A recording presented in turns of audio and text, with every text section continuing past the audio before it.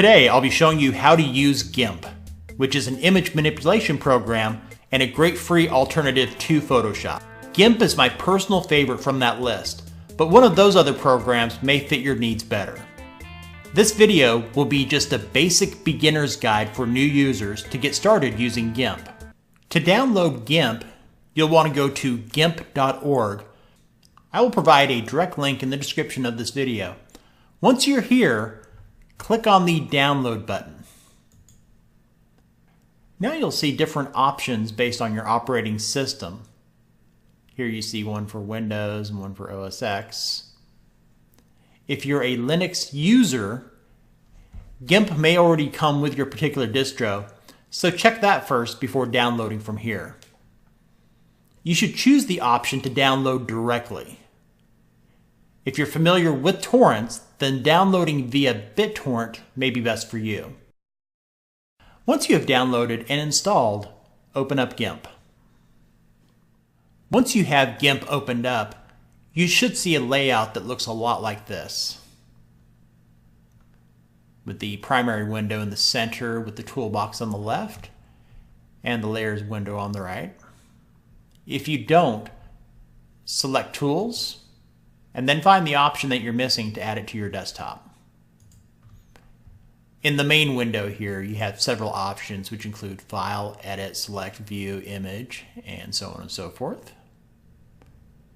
In the left pane is your toolbox, which you'll be using quite a bit. It contains the usual suspects, like on how to move an image. Click that. Here's an icon for creating text, the tool for scaling an image, and several others here. In the right pane is the Layers box, which I'll show you how to use later on. Now I'm going to go through some of the basics of using GIMP. If you feel I'm moving too quickly, pause the video to try out what I'm showing you. First, let's open up a new project. So go up here, click on File, and then click New. It's going to ask you for your image size. I'll scale this down a little bit. Let's do 1600 by 900.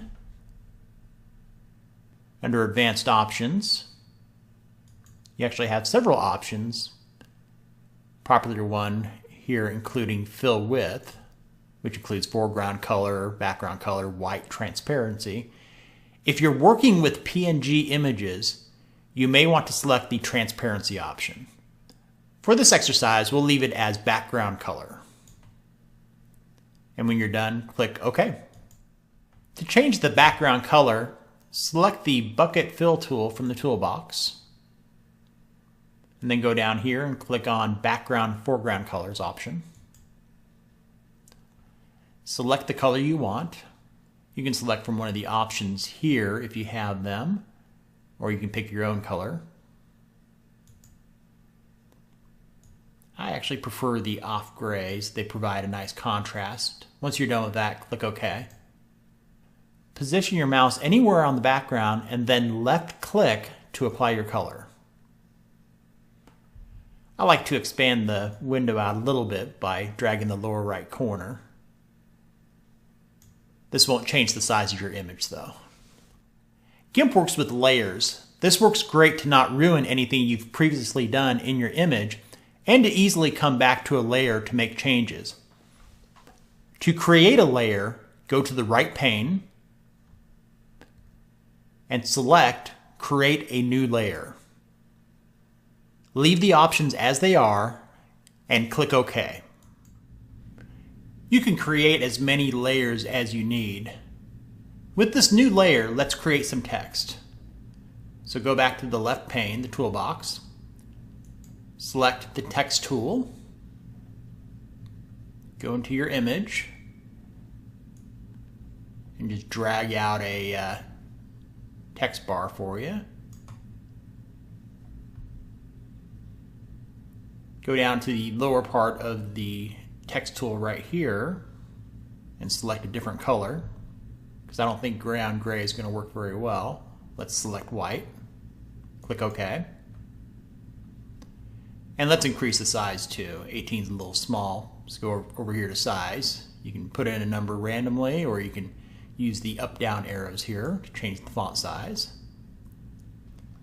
And then just type in whatever you want. And if you find that text is a little too small for you, just go back here to the size tool and just up the size a little bit. Now it's a little bit too big for this text box.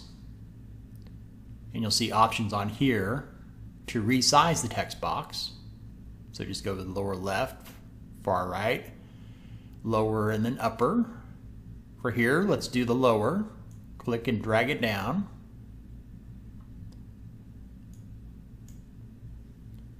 If you decide you want to go with something other than white, let's go back to the color window here.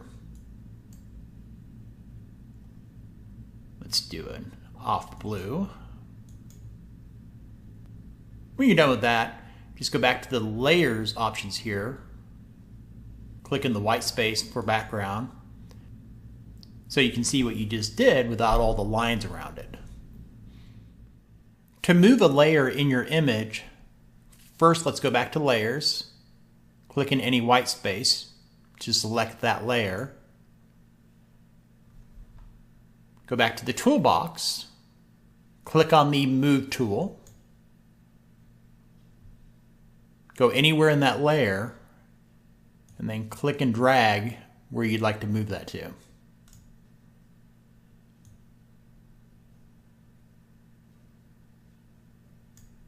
Then select the white space in the background layer to get rid of the lines around there. And I don't like where I've moved that. So you could either go up here to Edit, and you can select Undo Move Text Layer.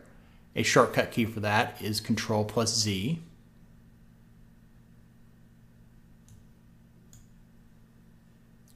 And it moves it back to where you previously had it before you moved it. Now I'm going to show you how to create a rectangle, circle, or oval in your image.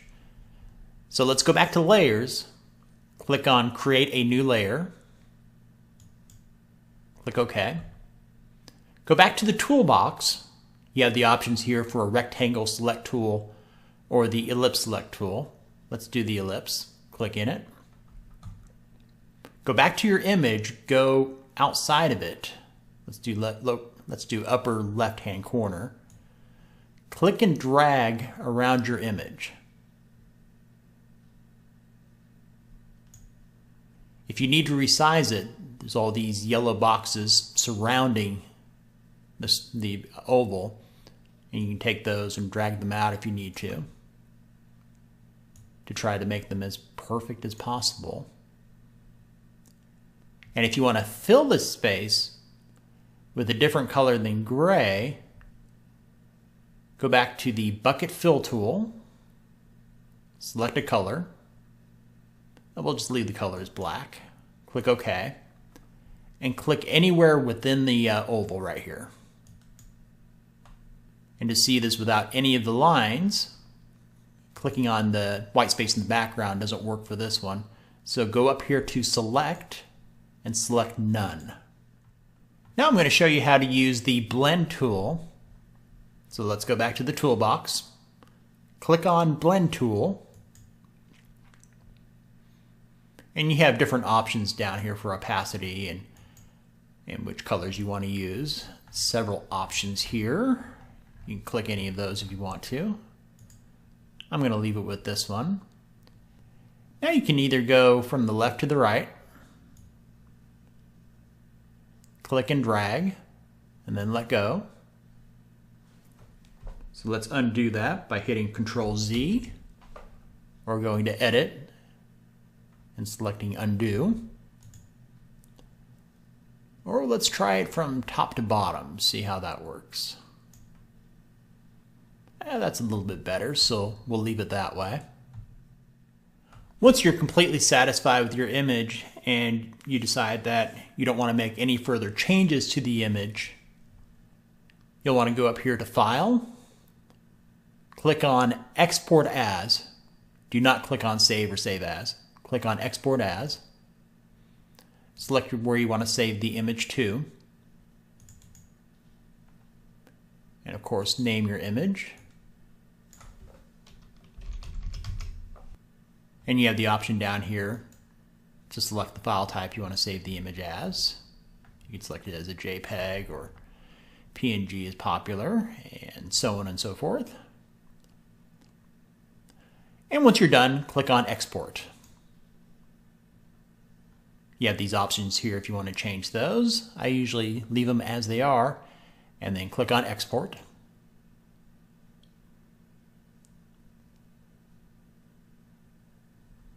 And now the image is saved. Let's say you're not happy with this image. For example, I'm not happy with this image. I would never save this image. But if I wanted to work on it later on and make changes to the different layers, you would go here to File, Save As, name your file, it saves as an XCF, choose where you want to save it to, and then click on Save. The last thing I'm going to show you is how to scale an image. So go up here to File, click on Open, find the file that you would like to scale. So I'll select here the GIMP logo, click Open, and there it is. We'll make this a little bit bigger. To scale the image, go over here back to the toolbox, select the Scale tool, click inside the image. If you'd like to make it smaller, you can put in predetermined numbers here for width and height, or you can select the up and down arrows. Right here you see this lock. Leave it locked so it scales proportionally. We'll make it smaller. Once you're satisfied, click on Scale, and now the image is smaller. If you want to make it bigger than it was, go the opposite way, hit the arrow up, and then click Scale. Be careful doing this. If you make an image bigger than it originally was, it's going to turn out blurry, kind of like this, and that won't look good. So my advice is always to choose a large image and then scale it smaller as need be so it maintains the same resolution as it previously had. GIMP is an awesome tool. In fact, I only scratched the surface of what you can do with this software, but hopefully this gives you a baseline on how to use GIMP. Let me know in the comments if you have any questions about GIMP, or if you would like to see me do more detailed project-oriented videos about GIMP. If you haven't done so already, click on that subscribe button below this video for more tutorials and best of tech lists